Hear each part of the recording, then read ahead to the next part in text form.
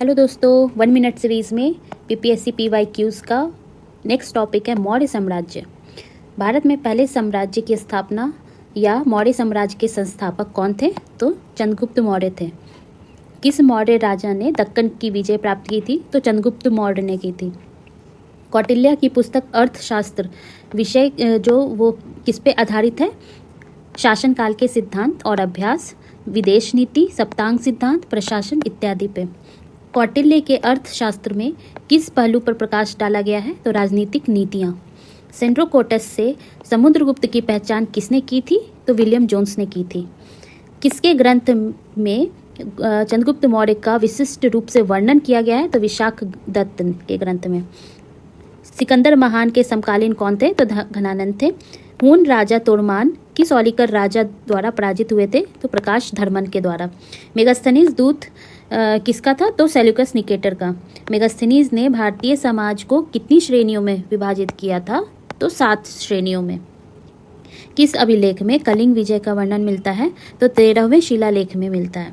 पाटलिपुत्र के प्रशासन का वर्णन वाला स्रोत कौन सा है? इंडिका पुस्तक है, जिसके लेखक कौन है? मेगास्थनीज।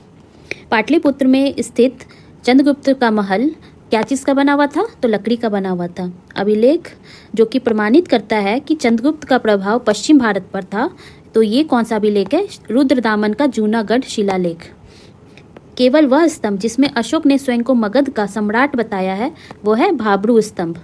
ब्राह्मी लिपि के सर्वप्रथम किसने पढ़ा, या फिर अशोक के अभिलेखों को सर्वप्रथम किसने पढ़ा? तो जेम्स प्रिंसेप में। देख सकते हैं कि कितनी बार क्वेश्चंस एग्जाम में आए हुए हैं ये वाले।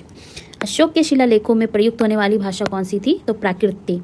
अशोक के स्तंभ पर लिपि कौन सी थी? तो ब्राह्मी लिपि का यूज़ किया गया था।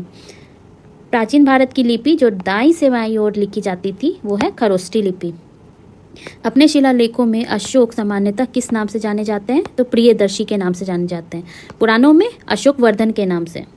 अशोक के धम्म का मूल संदेश क्या है? तो पाप से निवृत्ति, शांति और अहिंसा, बड़ों का सम्मान, धार्मिक सहनशीलता इत्यादि।